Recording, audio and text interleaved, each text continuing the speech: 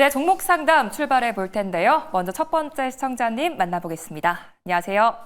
네, 안녕하세요. 네, 안녕하세요. 어떤 종목이 고민이실까요? 일동제약요. 일동제약이요. 매수가랑 예. 비중은요?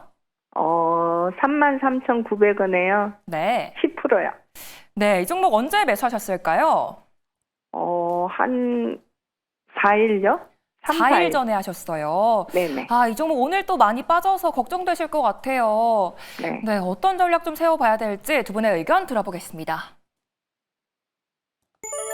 네, 그래도 두 분 다 보유의 의견 주셨습니다. 어떤 분께 상담 받아볼까요? 이지연 대표님께요. 네, 이지은 대표님 말씀해 주시죠. 네, 시청자님 안녕하세요. 안녕하세요. 네, 이 종목 최근에 약간의 조정 흐름이 나오다 보니 좀 걱정을 하셨겠어요. 이게 어떻게 됐냐면요. 네네. 제가 앞날 샀는데 뒷날 상이 갔어요. 네네. 상이 갔는데 15%를 갖고 있다가 5%는 팔고 네네.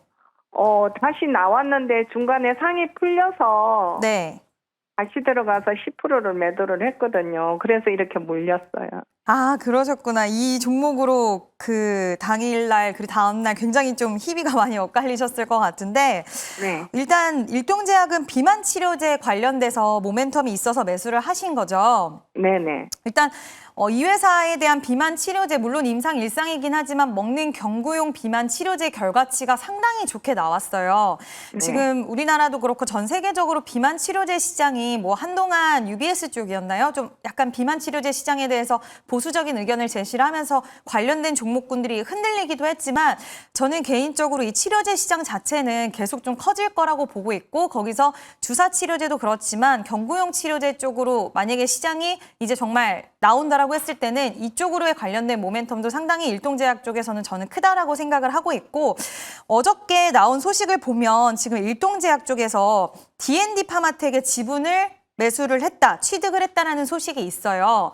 그래서 네. D&D 파마텍도 역시나 마찬가지로 지금 비만 치료제 관련돼서 메세라랑 같이 비만 치료제를 만들고 있는 기업인데, 이런 지분에 대한 가치라든지 이런 부분들 생각을 했을 때는 충분히 지금은 살짝 반도체 쪽으로의 수급 쏠림이 있다 보니 한동안 가파르게 올라온 쪽의 종목들에서는 수급 이동 현상이 좀 나오는 것도 없지 않아 저는 있다라고 생각이 들어서, 개인적으로 최근에 3거래일 동안 밀렸지만 거래량이 급감하면서 밀렸다라는 부분은 단기적으로 만약에 회복만 한다라고 했을 땐 다시 한번 상승 탄력이 나와줄 수 있다라고 보고 있는데, 시청자님이 지금 비중을 줄였다가 늘렸다가 막 하셨잖아요. 그래서 네네. 매수가가 살짝 부담스러우실 수는 있으실 것 같아요. 왜냐하면 고가 부근이라서. 그래서 예. 말씀드리고 싶은 건, 지금 부근에서 비중을 더 늘리지는 마시고 만약에 탄력이 나온다라고 했을 때 매수가까지 오면 욕심을 부리지 마시고 이번에는 정리를 하시면 좋을 것 같고요. 네. 절반이라도. 그리고 남은 물량은 저는 장기적으로 보면은 괜찮긴 하겠지만, 지금 단기적으로 어쨌든 7월 달부터 가파르게 올라왔기 때문에 앞으로는 변동성이 계속 유발될 수 있어요. 그래서 절반 정도는 챙겨주시고, 내가 먹는 비만 치료제 약 시장 쪽으로, 그리고 금리 인하 사이클 보고 비만약 쪽으로 계속 투자를 한다라고 했을 때는 5% 비중이 변동성이 나오다라고 하더라도 보유하고 계시다가, 차라리 뭐 많이 밀리거나 했을 때 올라가면 너무 좋고 그대로 5% 계속 가져가시는 거고요. 밀리거나 했을 때는 비중을 눌렸을 때, 적어도 이 가격대까지 내려오면, 만약에 저는 26,000원 이하로 내려오면 그때 오히려 비중 확대는 할 수 있다라고 보고 있고, 혹시라도 일동제약이 추가적으로 밀렸을 때는 26,000원, 21선에 대한 지지는 꼭 중요하다라는 거는 기억을 해주시면 좋을 것 같고요. 그때 내려오면 물을 타면 안 될까요? 이번에 만약에 내려오면요? 예. 이번에 만약에 내려오면 비중 확대하고 싶다라고 하시면 5% 정도만 매수를 해주시고요. 여기서 근데 한 가지 꼭 기억을 해주시는 거는, 비중 확대 하실 때 21선 기점으로 해서 이 가격대에서 완전 밀리면 비중 확대 하시면 안 되고요. 이 가격대 찍고 턴하는 모습이 보이면 그때 비중 확대 하셔야 돼요, 시청자님. 그러니까 네. 이 가격대를 지지를 받고 다시 올라갈 수 있느냐, 아니면 이 가격대 지지를 못 받고 이탈해서 가격 조정, 기간 조정이 좀 더 들어가느냐의 가장 중요한 가격대이기 때문에 그 부분이 지지를 받는지를 확인하시고 비중 확대는 가능하다라고 이야기 드리고 싶습니다.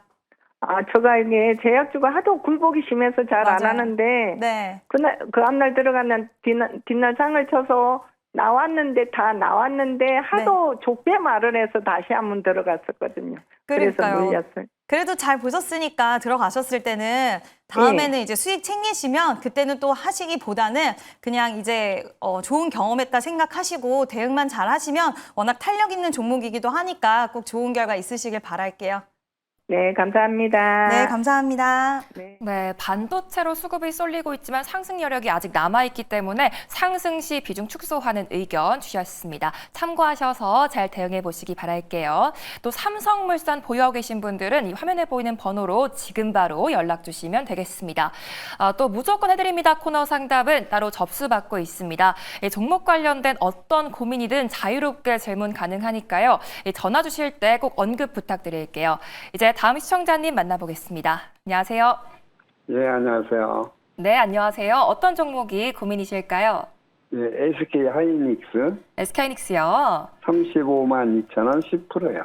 35만 2천 원에 10%요. 네, 수익 축하드립니다. 어떤 게 고민이실까요? 한 열흘 전에 샀는데 좀 네. 빠지다가 오늘 많이 올랐거든요. 네. 그래 앞으로 전망이 어떨까 해서요. 네, 오늘 또 10% 가까이 올라줬는데 또 연휴가 끝나고도 앞으로 전망이 어떻게 될지 두 분의 의견 들어보겠습니다. 네, 두 분 다 긍정적으로 보유 의견 주셨어요. 어떤 분께 네. 상담 받아볼까요? 유창민 님이요. 네, 유창희 본부장님 어떻게 보실까요? 안녕하세요. 네, 안녕하세요. 네, 열흘 전에 사셨으면은 상당히 그 용기가 필요하지 않았을까 생각을 좀 하고 있는데요. 그때 매수를 하신 이유가 있으세요? 네, 반도체가 괜찮을 것 같아가지고요. 네. 앞으로 전망이 좀 좋을 것 같아서 했거든요. 그랬더니 별로 안 좋다가 오늘 많이 오르네요. 그렇죠. 근데 중요한 거는 그때하고 지금하고 달라진 건 하나도 없어요. 네. 그러니까 주식이라는 게 뭐 1년 12달 오를 수는 없는 거잖아요. 그러니까 상승과 하락을 반복을 하면서 고점을 높여간다라고 보시면 되는데 오히려 한 열흘 전에 매수했을 때보다 지금이 반도체 관련돼서 더 좋은 뉴스가 나오면 나오지 안 좋은 뉴스가 나오고 있지는 않거든요. 예를 들어서 뭐 D램 가격, 낸드 가격이 계속 오르고 있다. 오히려 좀 부족하다. 쇼티지 현상이 발생을 하고 있다는 소식도 계속 나오고 있고 또 아시겠지만 어저께 같은 경우는 생 관련해가지고 대규모 공급에 대한 어떤 기대감들이 나왔다라는 것이죠. 근데 이게 갑자기 다음 주 추석 지나고 나서 울트머니 갑자기 그 취소할게요 이렇게 될 가능성은 거의 없다라고 보시면 될 것 같아요. 오히려 분위기가 삼성전자 실적 발표를 하면서 삼성전자가 이 정도 실적 발표를 했으면 하이닉스는 얼마야 하는 분위기로 간다라면 주가는 더 올라갈 수 있다라고 저는 생각을 좀 하고 있습니다. 뭐 전망이라는 거는 뭐 계속 좋아질 거기 때문에 현재 좋은 모습이 좀 더 유지될 것이기 때문에 뭐 크게 문제될 전망을 얘기하는 것보다 이제 가격이겠죠. 그럼 얼마까지 더 갈 수 있겠는가? 저는 하이닉스 같은 경우는 이제 와서 말씀드리는 게 아니라 제가 이 코너에서도 몇 달 전에도 말씀드렸고 최근 한 달 전에도 한번 말씀드렸던 것 같은데 저는 하이닉스 50만 원 충분히 갈 수 있다라고 생각을 좀 하고 있어요. 그 말씀을 여러 번 말씀드렸고 지금 이제 40만 원 왔다라는 것이죠. 그러면 충분히 여기서 이제 20%만 올려주면 돼요. 20%만 올려주면 뭐 48만 원, 50만 원 언저리 가는 거 아니겠습니까? 그래서 목표가를 조금 더 높은 데서 놓고서는 조금 기다리시는 게 좋지 않을까. 여기서 만약에 매도를 하게 된다라면 물론 이제 매도를 해서 또 싸게 살 수도 있겠습니다만은 어쩌면 또 그 기회가 안 올 수도 있거든요. 그래서 저는 약간의 조정은 있을 수 있다. 약간의 조정은 있을 수 있지만 매수가를 크게 이탈하면서 어떤 문제가 나오기보다는 좀 조정 이후에 또 다시 고점을 높여가는 모습. 그러면서 저는 최소한 뭐 50만 원, 뭐 50만 원까지는 뭐 당장은 힘들다고 하더라도 최소한 다음 달까지 해서 한 45만 원 정도는 충분히 갈 수 있는 기업이 아닐까 판단을 좀 하고 있습니다. 네. 네, 수익 축하드리고요. 여전히 호재가 끊이질 않고 있기 때문에 50만 원까지도 상방이 열려 있다라는 말씀 주셨습니다. 시청자님 꼭 50만 원까지 수익 보시기 바랄게요. 이제 다음 시청자님 만나보겠습니다. 안녕하세요. 네, 시청자님 안녕하세요. 안녕하세요. 네, 안녕하세요. 어떤 종목이 고민이실까요? LNF요. 네, 매수가랑 비중은요? 7만 2천 원에 10%인데요. 네. 이거를 네. 한두 달 전에 사서 수익을 내고 네. 지금 또 샀는데 네. 주식 전환 신청 권리가 있어요. 네. 그런 거랑 어떻게 해야 되는지 연관해서 알고 싶어서 전화드렸어요. 네, 이 종목 다시 들어가서 현재 또 수익권에 계신데 어떤 전략 좀 세워봐야 될지 두 분의 의견 들어보겠습니다. 네, 두 분 다 홀딩 의견 주셨어요. 어떤 분께 여쭤볼까요? 이지은 대표님? 네, 이지은 대표님 LNF 말씀해 주시죠. 네, 시청자님 안녕하세요. 안녕하세요. 네, 이 종목 수익 내시고 또 다시 들어가신 거예요?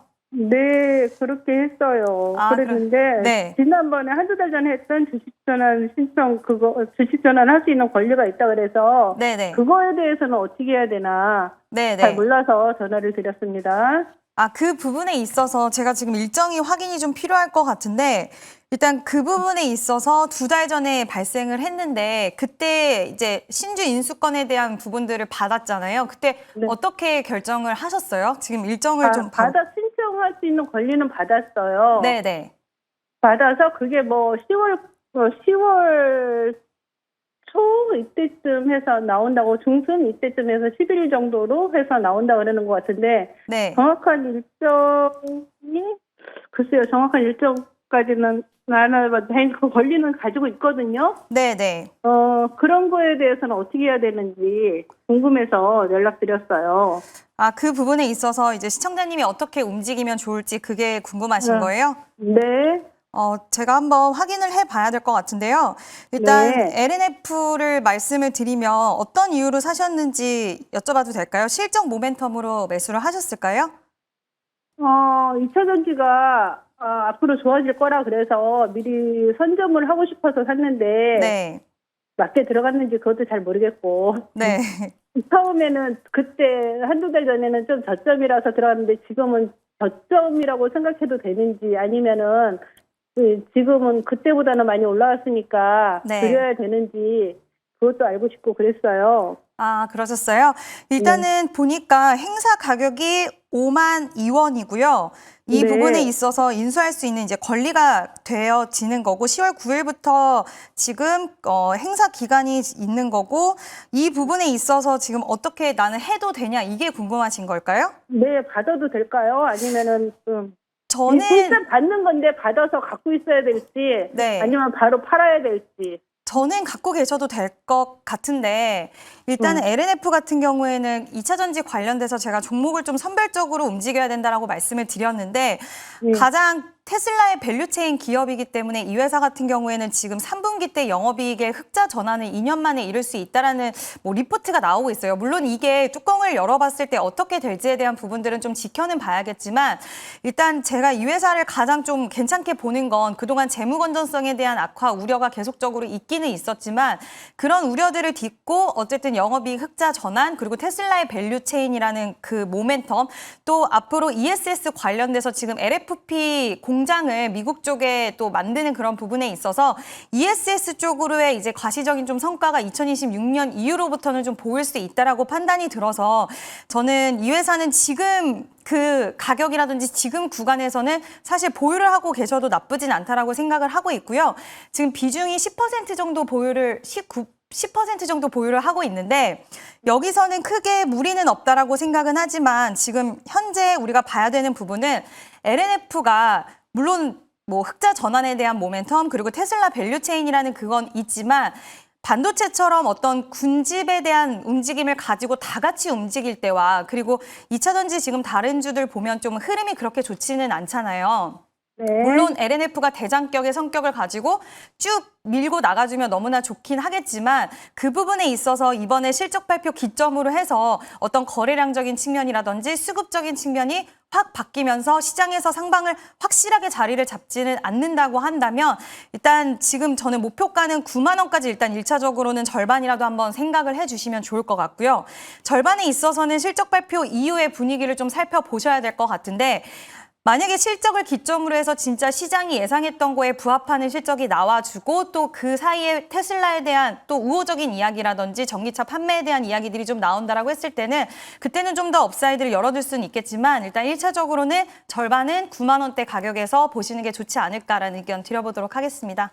네, 감사하고요. 그럼 9만 원보다 더 올라갈 수도 있다고 보시는 건가요? 지금 반도체 쪽으로 수급이 완전 많이 가 있잖아요. 네, 근데 네. 분명히 중간중간에 이제 쉬어가는 구간이 왔을 때 시장의 수급이 이동을 했을 때 2차 전지 쪽에 대한 우호적인 이야기라든지 뭐 이런 부분들이 나와서 수급 이동이 강하게 나타난다고 했을 때는 가능할 수도 있다라고는 보지만 개인적으로는 아직까지 힘이 그렇게 세지는 못하다고 생각을 해요. 근데 연휴 기간 그리고 실적 발표 기점으로 해서 또 분위기가 2차 전지 쪽으로 실적이 좋은 기업들이 나타난다라고 했을 때는 탄력이 붙어줄 수 있는 가능성에 대해서도 아예 배제할 수는 없다라고 보고 있습니다. 알겠습니다. 고맙습니다. 네, 감사합니다. 네, 설명 잘 들었습니다. 네. 네, 앞으로 실적이다 또 테슬라 수혜까지 기대되기 때문에 목표가 9만 원으로 제시해 주셨습니다. 참고하셔서 투자 전략 잘 세워보시기 바랄게요. 지금도 종목 고민 있으신 분들은 전화 02-2000-4989번이나 문자샵 2034로 연락 주시기 바라겠습니다. 이제 다음 시청자님 만나볼게요. 안녕하세요. 안녕하세요. 네, 안녕하세요. 어떤 종목이 네. 고민이실까요? 네, 삼성물산이요. 네, 매수가랑 비중은요? 18만 6천 원에 10%요. 18만 6천 원에 10%요. 네. 네, 이 종목도 현재 수익 중이신데 어떤 게 고민이실까요? 앞으로 계속 올라갈 건지 얼마 정도 올라갈 건지 궁금하고요. 네. 네. 네, 앞으로 계속 올라줄 수 네. 있을지 목표가를 또 얼마로 잡아야 될지 두 분의 의견 네. 들어보겠습니다. 네, 일단 두 분 다 홀딩 의견 주셨어요. 어떤 분께 여쭤볼까요? 유창희 본부장님이요. 네, 유창희 본부장님 말씀해 주시죠. 네, 뭐 매수가는 그렇게 나쁘지 않다 생각 좀 하고 있습니다. 약간 수익 나고 계시다라고 좀 판단을 좀 하고 있고요. 오늘 뭐 금산분리 완화에 대한 어떤 기대감들 그리고 또 삼성전자가 워낙에 강하게 상승하다 보니까 삼성물산이 그 지분을 많이 가지고 있잖아요. 그런 부분들이 이슈가 되면서 주가가 올라왔어요.